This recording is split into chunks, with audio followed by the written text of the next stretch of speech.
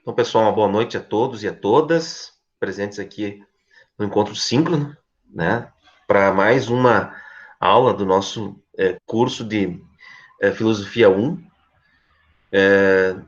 do componente curricular de Filosofia 1, nessa modalidade de APNPs.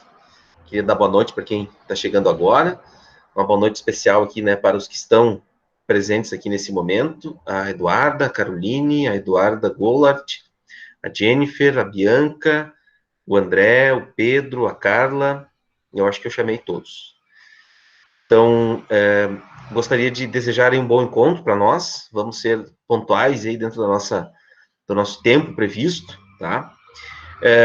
Apenas algumas orientações, né? Sobre o fórum da semana retrasada, eu coloquei uma data de encerramento dele, né? Mas se caso alguém não conseguiu preencher ele, na semana que vem eu vou estar abrindo de novo, né, se alguém quiser fazer mais alguma postagem ou algum outro comentário. Na semana passada, então, ficaram só as leituras e o vídeo que eu disponibilizei para vocês, nós não tivemos um encontro síncrono, e também não coloquei questionário. Em compensação, essa semana agora, eu não liberei ainda para vocês, mas eu vou estar disponibilizando mais um questionário, né, com questões referentes aos conteúdos que a gente está vendo. Na semana que vem, a princípio, nós não temos encontro síncrono, então esse seria o nosso último momento, tá? Eu vou organizar uma avaliação de encerramento, tá? Com questões, com questionário também, certo?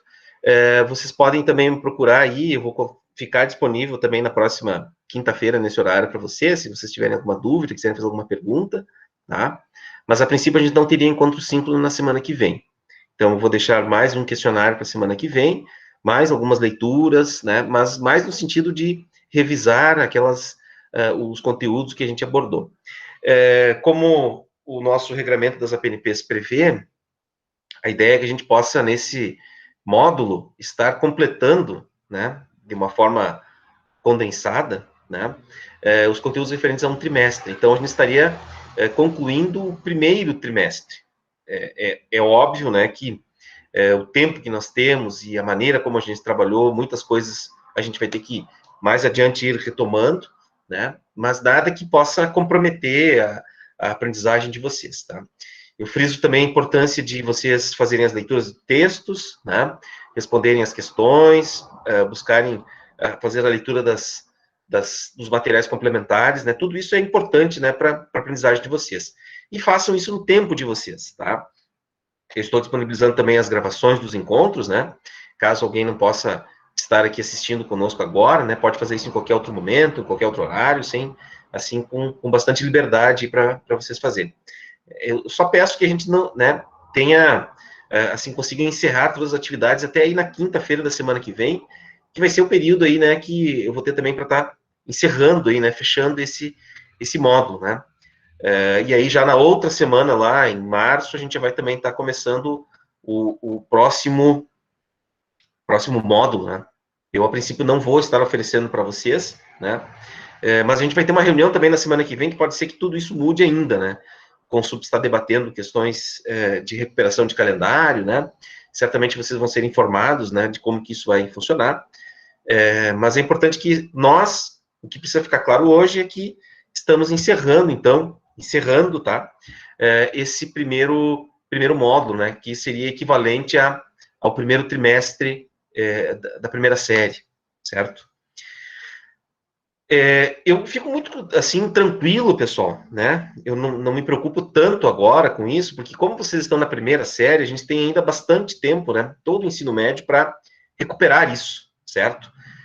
Então, a gente vai ter tempo, pelo menos no meu componente, assim, de poder aprofundar ainda alguns aspectos, né, referentes aos conteúdos que a gente trabalhou. Então, eu fico muito tranquilo com relação a isso. Gostaria de frisar mais uma vez a importância de vocês fazerem as leituras, né, tanto dos materiais de leitura semanal, como nos materiais complementares, né, porque isso vai, obviamente, colocando vocês mais em contato, né, com as reflexões e o tipo de trabalho que se faz com a filosofia, tá bom? Muito bem, então nós vamos começar o encontro de hoje. Eu quero fazer uma síntese, né, e tratar de alguns aspectos ainda, né, desses autores né, que refletem um pouco sobre as origens da filosofia. Nesse primeiro trimestre, nesse módulo, né, a ideia é a gente ter um primeiro contato com a tradição filosófica, com as primeiras reflexões filosóficas, os primeiros filósofos, o que eles falavam, né, qual era o contexto que eles viveram, quais são as ideias mais importantes e mais interessantes deles, né, que a gente precisa minimamente ter contato, né, para poder fazer ter uma boa compreensão, né, das origens da filosofia, tá? Como eu, eu vou apresentar para vocês agora aqui a minha tela, e aí também eu fiz um roteiro para a apresentação da aula de hoje, e a gente vai se guiar por ela. Bom?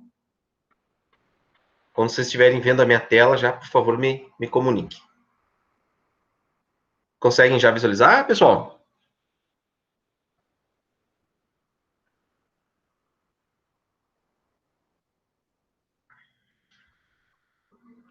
Sim.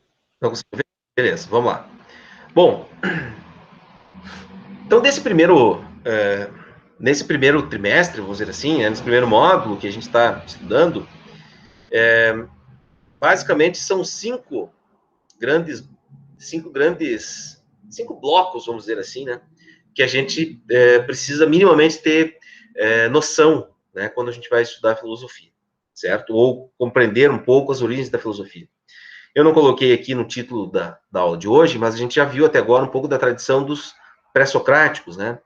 E a passagem que há da tradição ou das narrativas mitológicas da cultura grega. E por que eu falo da cultura grega, né? Porque é de lá uma das grandes vertentes para o nosso modo de vida hoje, tá? Então, as primeiras reflexões, as primeiras produções culturais que nós temos na cultura ocidental, elas, de modo geral, giram em torno desse modelo dos gregos antigos, tá? Então, a gente vai ver um pouquinho na aula de hoje. Então, a gente viu nas aulas anteriores um pouco das origens da filosofia, né? Das narrativas mitológicas, né? O papel dos mitos, né? Da cultura do Ocidente e em que sentido os mitos passam a se diferenciar da filosofia, tá? E hoje na aula a gente vai ver um pouco sobre quem são os sofistas, que é um primeiro grupo de filósofos, não vamos dizer filósofos, né? Mas um primeiro grupo de pensadores, né? Que debate aí uma inversão também que vai acontecer. Então a gente vai ter lá as narrativas mitológicas, cronologicamente pensando, pessoal. Nós vamos ter as narrativas mitológicas, né? Há mais de 3.000 anos atrás, né? De hoje, contando de hoje, né? Para trás. Nós vamos ter a filosofia pré-socrática, lá do século 7 a.C., 2.700 anos atrás, e a filosofia antiga, ou filosofia clássica, né?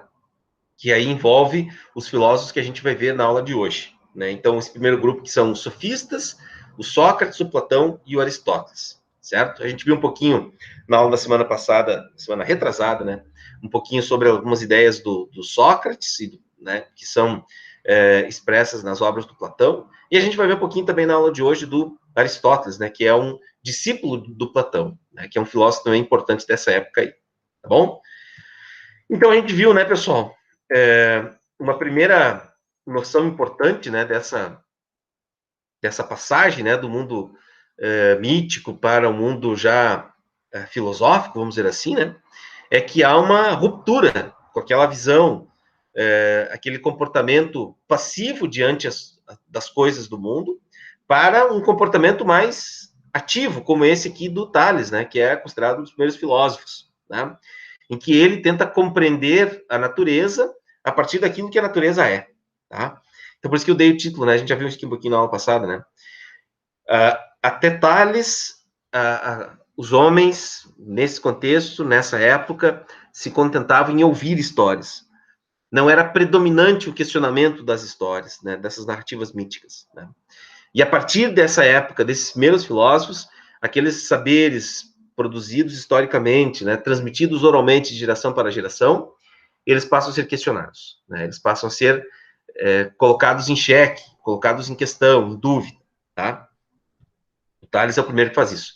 E a gente pode dizer, então, que essa filosofia pré-socrática, né, por que pré-socrática, né? porque ela é antes do Sócrates, né? Antes do filósofo Sócrates. Né? Mais ou menos, a gente divide a filosofia mais ou menos como a gente divide o tempo, né, para os cristãos. Nós contamos o tempo antes de Cristo e depois de Cristo, né? Os cristãos. Os filósofos dividem a história da filosofia em antes de Sócrates e depois de Sócrates. Então, os pré-socráticos, né, eram aqueles filósofos que refletiam e produziram um tipo de filosofia antes do Sócrates, que tinha como principal problema filosófico, né, a reflexão sobre o cosmos. O que é o cosmos? O cosmos é a totalidade, é o ordenamento das coisas, né? E vocês sabem que a palavra logia ela é uma palavra grega, né? Ou melhor, a palavra logos é uma palavra grega, que a gente traz ela para a nossa língua portuguesa hoje, né? E escreve como logia, que é estudo, quer dizer estudo, ou racionalidade, né? Então, a cosmologia é a racionalidade presente no cosmos, né? É o estudo do cosmos. O cosmos é a totalidade, é o universo, tá? São os planetas, o ordenamento, né, desse sistema todo, né, do qual a gente é o ser humano, em parte desse sistema como um todo, tá? Desculpe. Essa cosmologia, o que que ela é, né? Então, ela é uma explicação. As narrativas mitológicas também explicavam as coisas, né? Os mitos também explicam as coisas, mas eles têm uma a cosmologia, essa primeira filosofia, ela tem uma diferença, né? Ela é uma explicação racional sobre a origem, ordem e transformação da natureza, né? Quer dizer, ela acrescenta um elemento novo, que é o elemento racional. Por isso, ela é uma cosmologia, né? É um estudo do cosmos, é uma racionalidade sobre o cosmos. A mesma coisa, por exemplo, você aplica para a palavra biologia, né? A biologia é o estudo dos seres vivos, né? A sociologia é o estudo da sociedade, né? Então, os pré-socráticos criaram a cosmologia, que é o estudo do cosmos, da totalidade, né? Então, esses primeiros filósofos buscavam isso, né? Tentar compreender qual que era o primeiro princípio da natureza, né? A qual eles deram o nome de physis, né? A physis é a natureza em sua totalidade, né? Todas as coisas físicas, portanto, não fantásticas, né? Não míticas, né? Como os mitos tratavam as coisas, a origem das coisas, né? Por exemplo, a gente viu, né, no mito da caixa de Pandora, né? Como se originou os males do mundo, né? Não, para a filosofia, e desde esses primórdios aqui, a explicação que a gente vai encontrar para as origens dos males do mundo, elas têm de ser explicações naturais, racionais, né? E não mais fantásticas, como nos mitos, né? Na tradição grega, né, dos mitos, certo? E os gregos acreditavam que a physis, né, que a natureza, vamos dizer assim, né, ela era imortal. Ela, ou seja, quando você fala que ela é imortal, é que ela sempre existiu, né? Hoje a gente sabe que talvez não é bem assim, né? Ou pelo menos aquilo que a gente entende por natureza, né?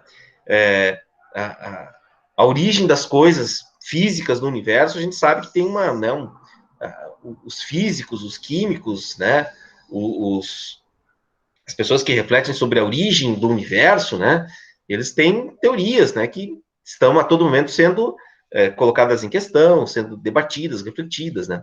Para os gregos, não. Os gregos acreditavam que a physis era imortal, né? Que os elementos da natureza, eles sempre existiram e nunca vão deixar de existir, tá? Bom, então eu só queria resgatar um pouco, né, de alguns aspectos, né, dos pré-socráticos. Não é esse o foco da nossa aula de hoje, mas agora sim, esse primeiro grupo de filósofos, né, que inverteu um pouco essa lógica aí dos filósofos pré-socráticos. Bom, antes de eu avançar ainda, pessoal, alguém tem alguma pergunta sobre isso aqui? Alguém tem um comentário, algo que gostaria de perguntar, que gostaria de questionar? Para cada tópico, assim, eu vou, né, colocar um tempinho para vocês aí, para, né, se vocês têm algum comentário, alguma pergunta, algo que vocês gostariam de perguntar. Né? Acho que, não sei, a linguagem, às vezes, é a primeira vez que a gente está ouvindo, né? Eu sugiro que depois vocês voltem, né, às gravações das aulas, né, e também possam retomar aí aquilo que vocês não estão entendendo agora no momento, né, e talvez o nosso cérebro precise de um tempo, né, para pensar e refletir sobre essas coisas, para minimamente buscar um entendimento, tá? Mas, enfim, de modo geral, então, pessoal, essa é a o primeiro grupo, vamos dizer assim, né, a primeira produção filosófica, né? A filosofia dos pré-socráticos. Pergunta sobre explicações racionais sobre o mundo, né? A pergunta sobre qual foi a primeira coisa física, natural do mundo, né? E tentar compreender isso na sua totalidade, né? Sem o recurso às explicações mitológicas. Muito bem. Então agora vamos para esse segundo grupo, né? Que é o grupo dos sofistas. Vocês já devem ter ouvido, não sei, bom, viajei, não sei. Quem sabe vocês já devem ter ouvido falar dos sofistas, né? Mas talvez não em menor proporção do que a palavra retórica. Você sabe qual é o significado da palavra retórica? Alguém gostaria de me compartilhar aí o que entende por retórica? Pessoal, vamos lá. O que vocês acham que é retórica? Já ouviram falar? Aqui na minha cidade tinha um concurso, uma época, de retórica, oratória, são coisas parecidas, né? É um concurso nas escolas municipais de ensino fundamental, em que faziam concursos de oratória e retórica. Alguém saberia me dizer o que é?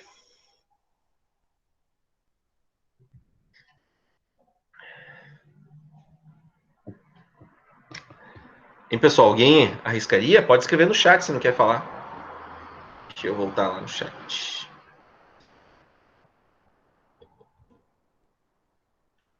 Uma pergunta retórica.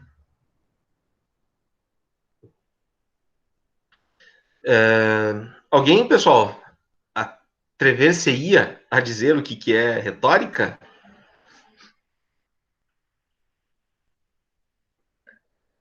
A retórica, pessoal, é assim. Deixa eu trazer um exemplo, depois a gente pode tentar descontrolar. A gente pode pensar também a partir um pouco disso. Uma boa retórica, uma pessoa que tem boa retórica é uma pessoa que sabe convencer os outros, né? E acho que foi o Eduardo que falou, né? Eu já tinha ouvido falar que a pergunta é retórica. Tu conseguiria pensar num exemplo, Eduardo, de pergunta retórica? Que contexto, assim, que você já ouviu essa expressão pergunta retórica? É bem importante isso. É que a minha irmã fez uma pergunta para mim uma vez e eu não respondi. Uhum. Aí ela falou que não era uma pergunta retórica, que era para eu responder. Isso. E tu não lembra a pergunta que ela fez? Tá, não precisa contar se tu Não não lembro, quiser. ela tava me xingando, não prestei muita atenção. Uma pergunta retórica é assim. A tua irmã tem razão, né? Você não precisa responder a pergunta porque ela já tem a resposta ao fazer a pergunta, né?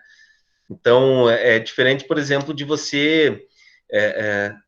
você quer saber uma informação, você quer saber onde uma pessoa esteve, né? Você está pedindo uma informação, ou né, você está fazendo uma pergunta de natureza filosófica, né? Qual o sentido da nossa existência, né? O que é a verdade, né? Essas são perguntas que elas são perguntas filosóficas. A pergunta retórica, ela tem a finalidade de, assim, de quase ironizar, né? De quase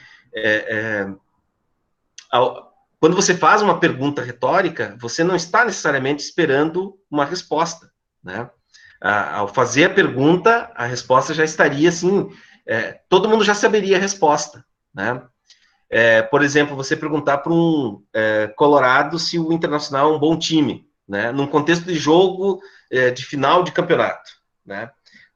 Agora, por exemplo, o Internacional vai jogar contra o Flamengo e alguém pergunta assim, o Internacional é um bom time, né? Você não precisa nem perguntar isso, né? Se ele não fosse um bom time, ele não estaria né, praticamente quase como campeão de um campeonato disputado como o Campeonato Brasileiro, né? Apesar de eu discordar um pouco disso, mas tudo bem, né? Eu sou gremista, então tá valendo.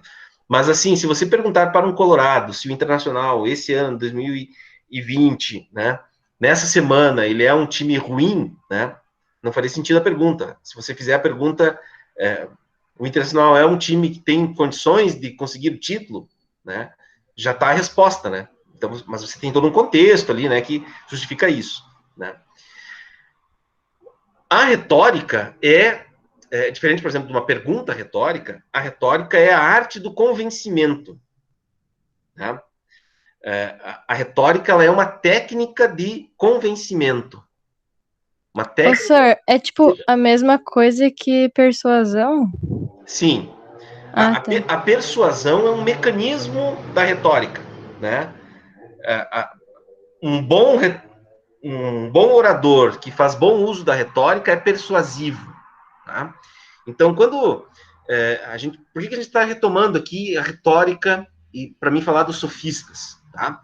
Porque os sofistas eram isso. Eles não eram necessariamente pessoas preocupadas com a verdade, assim como quem faz uma boa retórica. A retórica é a arte do convencimento, né? Não necessariamente a arte da verdade, como buscavam, por exemplo, os pré-socráticos ou os filósofos clássicos, como Sócrates ou Platão, né? Os sofistas, eles ensinavam retórica, tá? Os sofistas eram, vamos dizer assim, os primeiros professores da história da cultura ocidental. Professores particulares, eu diria quase, né? Porque eles eram pessoas que ensinavam os cidadãos atenienses a participar dos debates públicos em Atenas, tá? Então, aqui eu digo, os sofistas inauguram um período marcado pelas questões que envolvem a relação do homem com a sociedade. Aqui tem um elemento histórico para a gente entender. Atenas era uma cidade que experimentou a primeira experiência democrática da cultura ocidental. O primeiro lugar que surgiu a democracia. Qual que é uma das características centrais da democracia, pessoal? É as pessoas poderem falar o que pensam, né? Poderem expressar as opiniões delas, né? Porém, para mim expressar a minha opinião adequadamente, eu preciso ter uma certa competência, a competência da retórica. Só que ninguém nasce sabendo. Algumas pessoas têm, né, talento, vamos dizer assim, né, para falar em público, não se sentem constrangidas e tal. Mas eu preciso saber, eu posso aperfeiçoar esse meu talento. Consigo me fazer entender, pessoal? Os sofistas eram pessoas que ensinavam outras a fazer bons discursos em praça pública, porque Atenas estava vivendo um contexto de democracia. Certo? Então, esse contexto ali do século VI, século V antes de Cristo, é o contexto que os gregos experimentam, de modo especial a cidade de Atenas, a democracia. E só há democracia se as pessoas podem dizer o que pensam, expressar as suas opiniões e defender os seus pontos de vista. Porém, se eu não sei defender o meu ponto de vista, eu não tenho argumentos para defender o meu ponto de vista, outra pessoa não vai acreditar no meu ponto de vista, né? E isso coloca em perigo, vamos dizer assim, uma sociedade democrática. Então, os sofistas, eles foram responsáveis por, de certa forma, popularizar essa capacidade de falar bem em público e defender um ponto de vista, tá? Então, é como eu falava aqui, né? Eles ensinavam a arte da retórica e da persuasão. Elaboraram o ideal democrático das classes sociais em ascensão. Ou seja, Atenas deixou de ser uma cidade-estado governada por líderes autoritários e passou a ser uma democracia. Porém, essa democracia precisa de pessoas que participem da vida pública. Apesar de ser um número muito restrito, né? Mas as pessoas precisavam ter formação para viver na democracia, né? Isso é um pouco parecido com o que acontece hoje, pessoal. Muita gente tem opinião sobre qualquer coisa, né? Só que muitas vezes elas expressam as suas opiniões simplesmente porque são as suas opiniões. Mas no momento em que aquela opinião ela passa a ser mais refletida, debatida, questionada, colocada em questão por outras pessoas, talvez quem está assistindo um debate ou quem está ali pensando sobre um determinado tema vai se dar conta que, opa, peraí, talvez essa opinião que parecia ser interessante no primeiro momento, quando começam a questionar ela, eu vou ver que ela é ela pode ser muito mais, aí que vem o papel, a importância, por exemplo, da filosofia, que vai vir depois, a filosofia do Sócrates, né? Eu vou precisar saber separar o que é retórica do que é verdade, por exemplo. Tá? Por exemplo, assim, vou dar algo que aconteceu relativamente há pouco tempo para nós. Vocês acompanharam, né? Ano passado teve eleição para prefeito, né, nas cidades. Um momento muito importante das eleições são os debates. Ano que vem nós vamos ter eleição para presidente. Um momento muito importante para você testar alguém é um debate público, né? Em que você pode fazer perguntas, em que as pessoas podem fazer perguntas e o sujeito que está defendendo um ponto de vista, ali a gente vai ver se ele, de fato, aquilo que ele defende é apenas retórica ou persuasão, ou se é um ideal, né, razoável, tá? Então, depois eu vou falar para vocês, né, os clássicos, Sócrates, Platão, Aristóteles, né, acusaram os sofistas de serem vendedores do saber e não se importarem com a verdade, tá? Então, mas essa é a primeira parte aí sobre os sofistas. Pessoal, tá claro isso? Algum comentário, alguma pergunta? Se não, vamos avançar um pouquinho mais. Eu queria citar dois filósofos, né, que talvez são os mais conhecidos sofistas dessa época, Protágoras e o Górgias, né? Ambos debatem com Sócrates nos diálogos de Platão, tá? Então, vejam bem, o que o Protágoras dizia? O Protágoras dizia que o logos, a nossa capacidade racional, ela é resultado do exercício técnico da razão humana. Ou seja, quanto mais eu exercitar, né, essa arte da persuasão, mais, entre aspas, né, inteligente eu vou ficar. Tá? O Protágoras, na verdade, ela resulta da discussão entre as pessoas, entre os iguais. Né? E ele usa, o método do Protágoras é a chamada antilogia, que é defender opiniões opostas usando argumentos para cada uma das posições. Ou seja, é você colocar lados antagônicos, né? Defender as suas opiniões publicamente é a melhor maneira de você chegar à verdade. Né? Então, a maneira de você... Não haveria uma verdade absoluta, mas a verdade resultaria, então, dessa discussão entre as pessoas de modo igual. Tá? Então, é como eu falava para vocês antes, né, também, muito da época, né, viam em Protágoras alguém que educava o cidadão para o debate público. Né? Então, se nós vivêssemos na época do Protágoras, ao invés de eu estar ensinando ou buscando trazer outros elementos, né, da cultura filosófica, eu ia dizer para vocês, olha, vocês precisam aprender a debater publicamente, só isso. Né? Às vezes, muitos acreditam que fazer filosofia é isso, né? É você simplesmente colocar opiniões contrárias, jogá-las na mesa e avaliar quais aquelas que têm os melhores argumentos, né? Isso é sofística, né? Isso é a antilogia do Protágoras. Né? Isso é filosofia? Muitos dizem que não. Né? É um exercício, é parte da filosofia, mas não é propriamente filosofia. O outro filósofo dessa época é o Górgias. Tá? O Górgias de Leontino, também tem um diálogo dele com o Sócrates. Né? O Górgias é mais contundente ainda. Ele vai dizer que não há como chegar à verdade. Né? Não existe verdade. Não tem como a gente ter acesso a uma verdade. O máximo que a gente consegue fazer é fazer com que a razão busque iluminar os fatos sem chegar a uma conclusão definitiva. Né? Então, para o Gorgias, a gente nunca teria condições de contemplar a verdade mais real ou a realidade mais real, né? Como, por exemplo, Platão vai fazer depois. Né? E o Gorgias também acrescenta ao caráter da retórica, da persuasão, um caráter emotivo. Né? Todo mundo já deve ter percebido, né? Volta e meia eu recebo algumas mensagens também, assim, né, de alguns estudantes quase apelando para o emocional. Não vocês, tá? Ninguém da turma de vocês, né? Mas durante muito tempo, assim, alguém chega e diz, professor, na parceria, né, na camaradagem, ou, faleceu o meu avô, né, e eu não pude fazer as atividades aquela semana, né? Coisas do tipo, né? O Gorgias defende isso, né? ele vai dizer mais, né, que as emoções, elas devem, desculpe, elas devem fazer parte da persuasão, certo? Então, vocês perceberam a diferença já, né, turma, daquilo que os pré-socráticos faziam. Né? Os pré-socráticos estavam discutindo sobre a natureza, sobre os fenômenos físicos, né, sobre qual que era o primeiro elemento, né? Aqui, tanto o Protágoras como o Górgias, eles estão discutindo já a questão de como a gente chega à verdade. Ambos não acreditam que exista verdade, mas eles acreditam na importância da argumentação, do uso da razão, do uso das emoções, dos argumentos, né?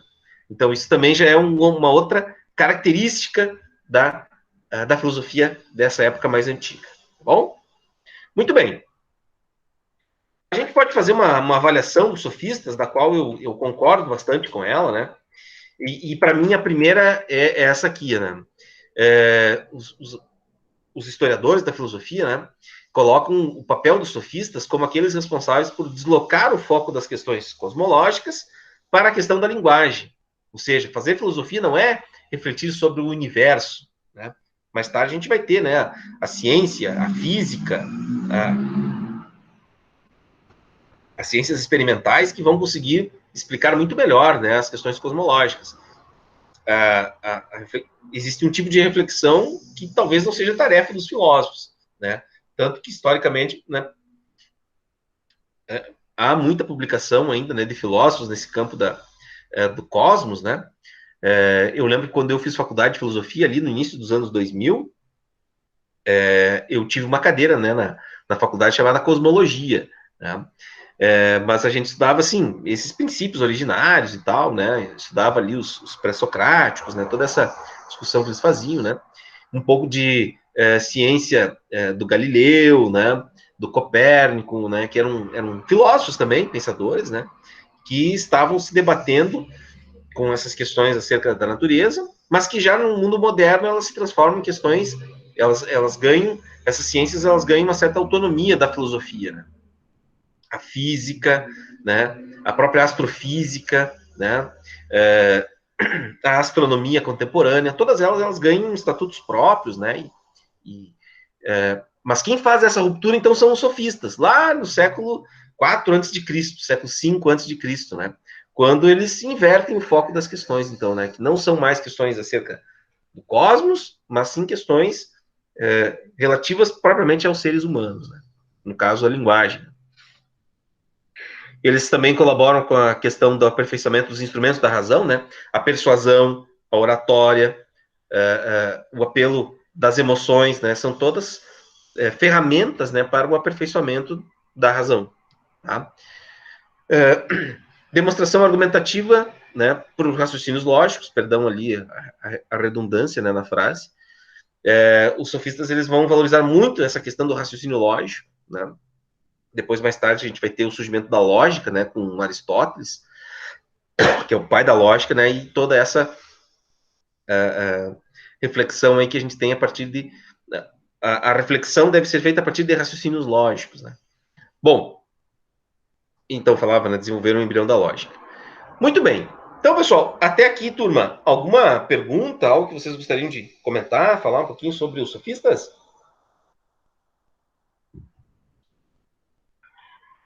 Tranquilo?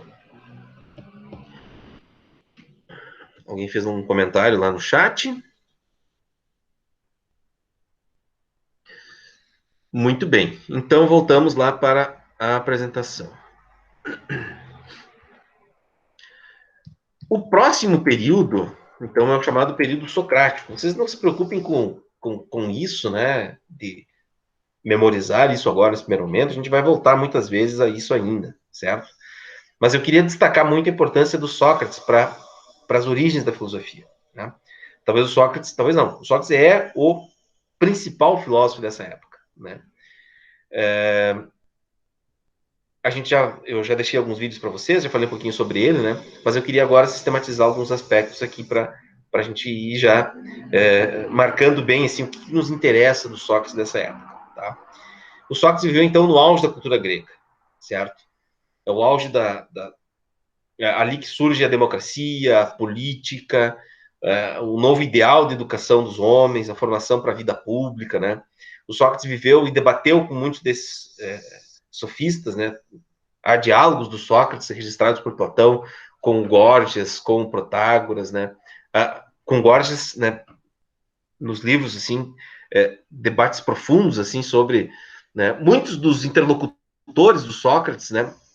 São considerados sofistas, né? Então, esse é o contexto aí do Sócrates, né? Que nos interessa.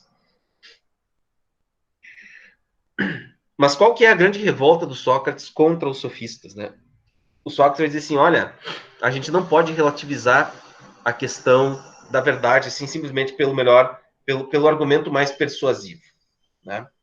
Porque a verdade está em cada um de nós, né? A verdade está é um exercício do qual a gente tem que fazer para poder se compreender. Ao se compreender, a gente compreende a verdade, né?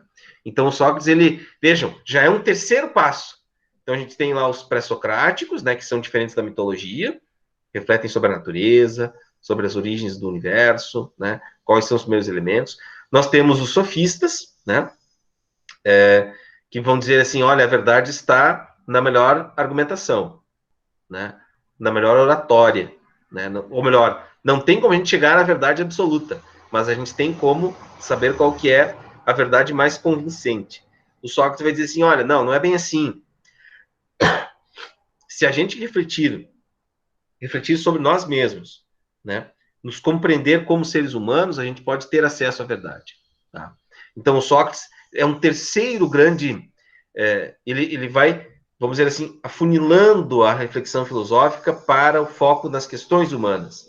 O que é a justiça, o que é a verdade, o que é o bem, o que é a amizade, o que é o amor, né? Quando a gente começa a se perguntar sobre isso, a gente vai se aproximar cada vez mais sobre o que é a verdade. Tá? Então, é por isso que o Sócrates, o foco da reflexão filosófica são as questões humanas. Tá? O Platão é contemporâneo do Sócrates. Né? O Platão é discípulo de Sócrates. Né? O Platão, vamos dizer assim, era o Sócrates era o mestre e o Platão era aquele que ficava anotando tudo aquilo que o Sócrates dizia. Sócrates não escreveu nada. Quem escrevia era Platão. E Platão escrevia em forma de diálogos. Platão, imagine a cena, pessoal, tá? Imagine a cena. Sócrates era um senhor velhinho conversando com as pessoas na praça e o Platão ali em roda dele, só escutando as histórias interessantes que ele contava e ouvindo os diálogos dele com as outras pessoas, tá? Então, esse era o Platão. Né?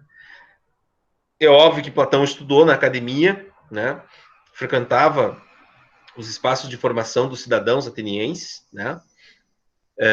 Mas espaços esses que não eram ocupados pelo Sócrates. Né? O Sócrates era um cara que ele era militar, saiu do exército, cumpriu com o período o período militar dele, e depois ele foi viver, né, sem grandes luxos, né, viver com as pessoas e debater com elas, envelhecer e aprender com elas, né, e conversar com o mais diferente tipo de pessoas que podiam existir. E Platão estava lá, às voltas dele, tentando aprender sempre algo com ele.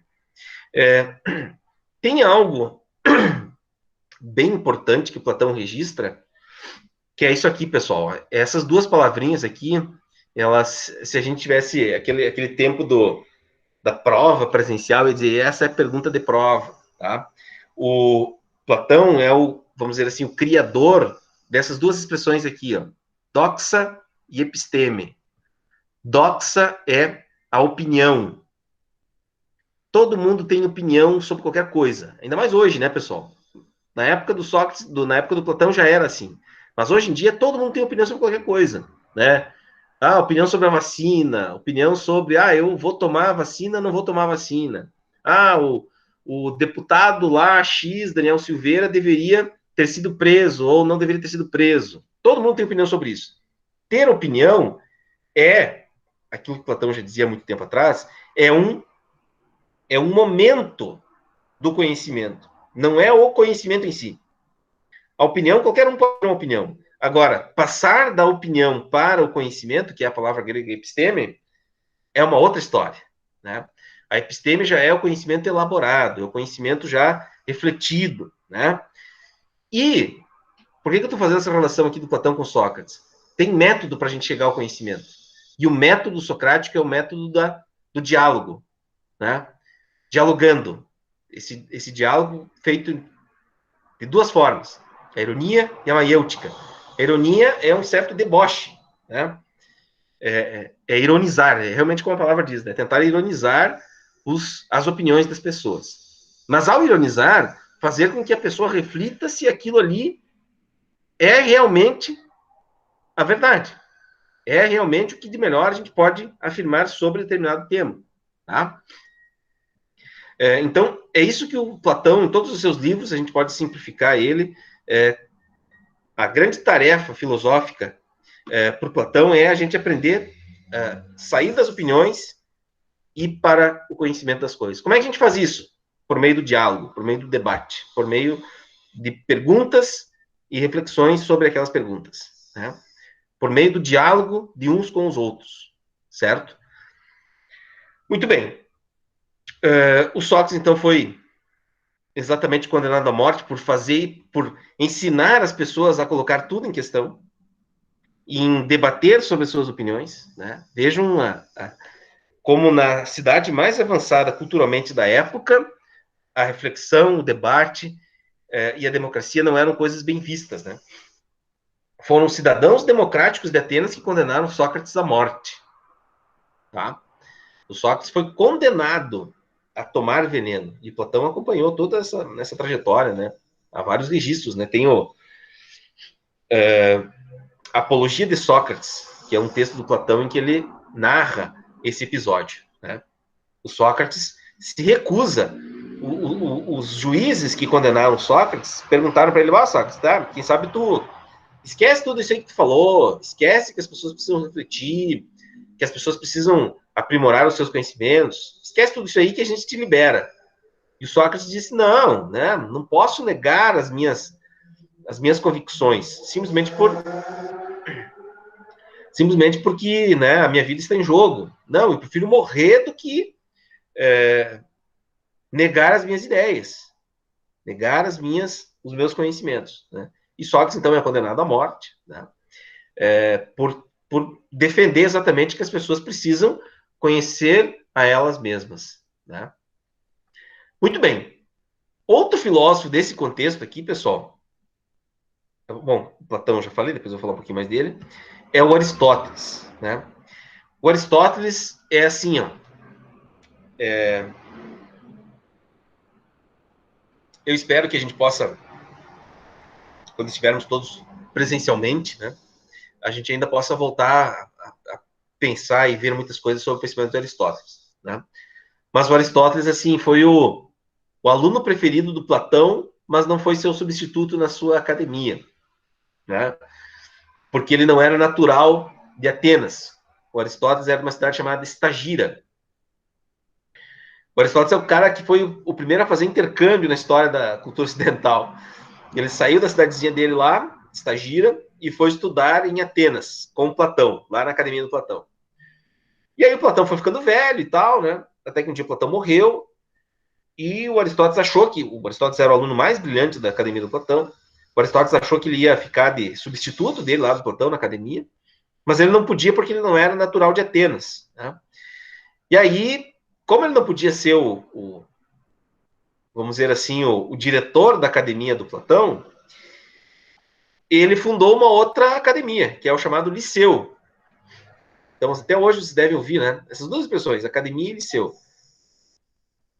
O liceu que o Aristóteles funda é o responsável pela divisão das ciências que nós temos hoje, pessoal. Tá? Para vocês terem uma ideia, um dia vocês podem falar isso para o professor Corso, professor de biologia de vocês. O Aristóteles ele era biólogo, o Aristóteles, além de tudo, né, além de filósofo, ele era biólogo, e ele tem o primeiro registro que a gente tem de um livro de zoologia, catalogação de plantas, de animais. O primeiro cara que fez isso foi o Aristóteles. Né? Em primeiro lugar, onde é que ele arquivou isso foi no seu Liceu. Tá? Então, a gente pode dizer assim que o Aristóteles é o pai da ciência, como a gente conhece ela hoje. Essas áreas da biologia, principalmente da biologia, da química, da física. O Aristóteles foi o primeiro cara a fazer isso, né? Então, não que ele não tenha discutido as questões éticas, né, como Sócrates e Platão faziam, ou as questões políticas, né? Mas ele também deu uma grande importância para a questão das ciências, tá? Isso aqui eu quero passar, eu quero falar um pouquinho aqui dele, né? Então, olha aqui, ó, estão vendo, ó? Aqui está o Aristóteles, ó. O Aristóteles está com a mão estendida para o mundo sensível, o mundo material, o mundo científico, vamos dizer assim. O Aristóteles acreditava que a nossa condição de seres humanos era aqui e agora, nesse tempo presente. Diferente, por exemplo, pessoal, do Platão, que a gente já viu um pouquinho na aula da outra semana. O Platão acreditava que o mundo era dividido em duas partes. Eu vou usar essa imagem aqui que eu prefiro mais. Essa outra aqui eu não achei que ficou tão legal. Mas o Platão acreditava nisso aqui, turma. O Platão acreditava que o mundo era... que esse mundo que a gente está vivendo aqui agora, ele não é o mundo real. Esse é um mundo de sombras, né? É mais ou menos como isso aqui, ó. É como se nós, como se eu, vocês, estivéssemos sentados dentro de uma caverna e alguém estivesse projetando coisas sobre, né, na frente de uma fogueira que fazia sombra e que a realidade está em outro lugar, que não esse lugar que a gente está vivendo aqui agora. Olha só, estão vendo aqui, ó? Ó, estão vendo esse desenho? Conseguem visualizar aqui, turma? Estão vendo aqui? Esse é um jarro. Eu vejo a sombra do jarro, mas o jarro mais real está lá fora. Estão vendo? Ó, isso aqui é um pássaro, né? Mas o pássaro mais real é aquele lá fora, tá? E mais ainda, turma, Platão vai dizer que a realidade, na verdade, está nas ideias. Então, a realidade não está nem nesse pássaro que eu estou vendo aqui, nem nessa sombra, mas a realidade mais real é a realidade da ideia de pássaro. A ideia, ela é eterna. Qualquer pássaro que vocês pensarem agora aqui, pensem em um pássaro, turma. Pode ser lá um papagaio, periquito, uma pomba. Você vê ali esse animal, mas ele, na verdade, você está vendo uma coisa, obviamente, real, mas o que é mais real é a ideia do pássaro, né? Eu falei aqui agora, eu não estou vendo uma pomba, mas eu tenho a ideia do que é a pomba. Por Platão, a realidade é essa que está na minha ideia, tá? Mas, enfim, essa também é uma história que a gente vai voltar ainda muitas vezes, olhar mais sobre ela, com mais atenção, discutir outros aspectos, tá? Mas só para dar um exemplo para vocês, assim, ó, Platão acreditava que a realidade material que a gente vive, a gente não deveria nem se preocupar muito com isso, né? Porque isso vai acabar. Agora, a ideia, por exemplo, vocês nunca me viram pessoalmente, nem eu vocês, né? Mas vocês já têm uma ideia do que eu sou, né? Portanto, essa aula está sendo gravada, né? Vamos imaginar, é meio trágico eu falar agora, né? Nós vamos imaginar que amanhã eu deixe de existir materialmente, que eu morra, seja enterrado, coisa do tipo. Quando alguém for assistir essa aula, vai me ver, né? Assim como a gente pode assistir, sei lá, um vídeo, um filme, um jogo de futebol de pessoas de outra época, e ali a gente vai ver a pessoa, homem, a mulher, enfim, quem for. Mas mais do que isso, o que conta é a ideia. Platão está morto há 2.400 anos, 2.300 anos atrás, um pouco mais. Mas a gente ainda tem a ideia do que é o Platão. Consegue entender, pessoal? Isso parece um pouco abstrato no primeiro momento, né?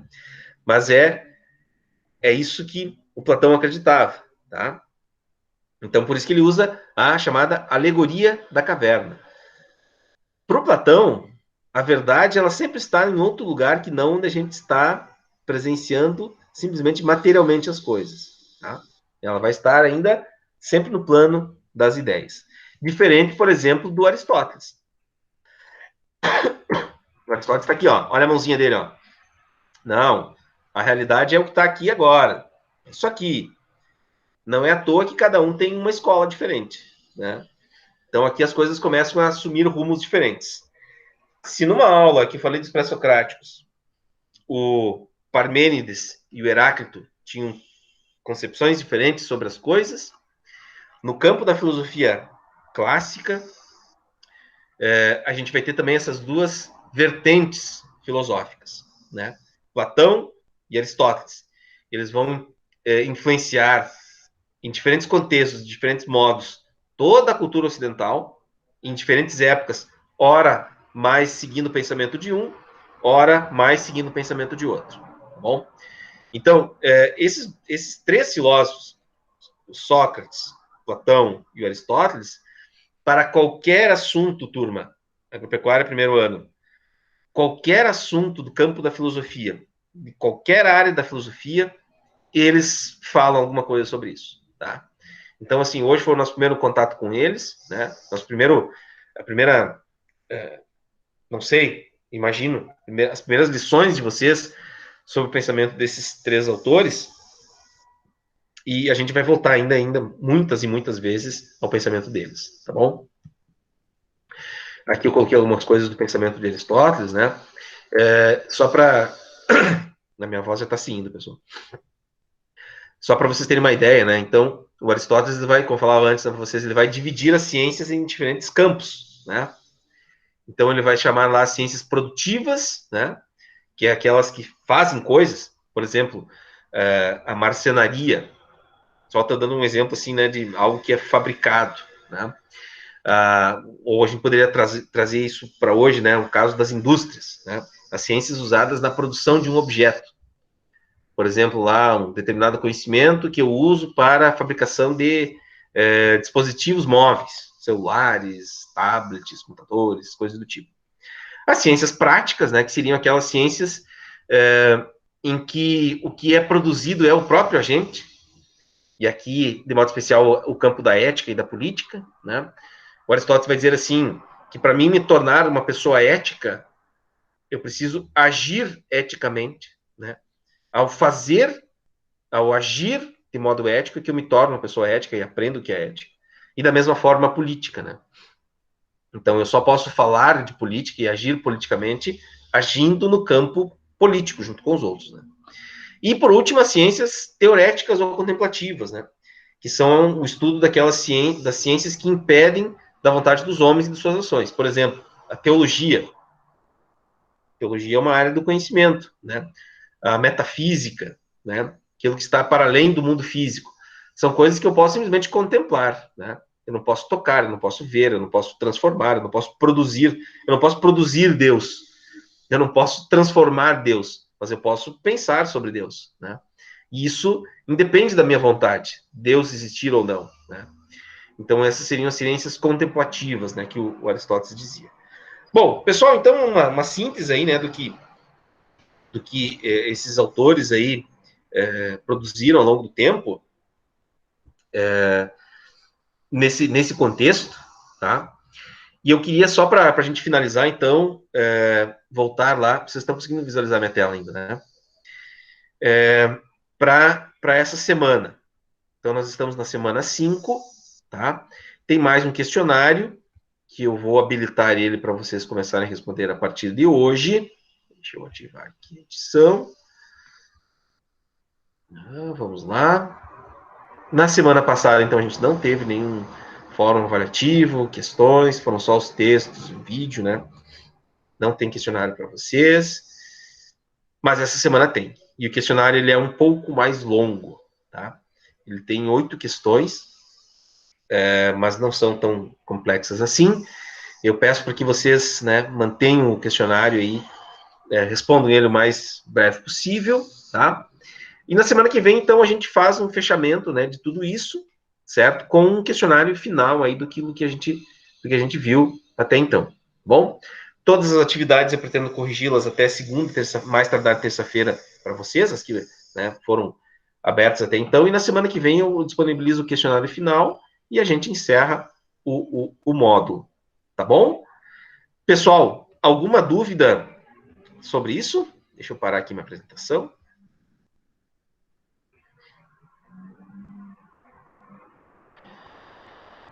Alguém tem alguma pergunta, algum questionário, algo que gostariam de comentar, de perguntar? Não? Mariana, Eduarda, ok, não, tranquilo.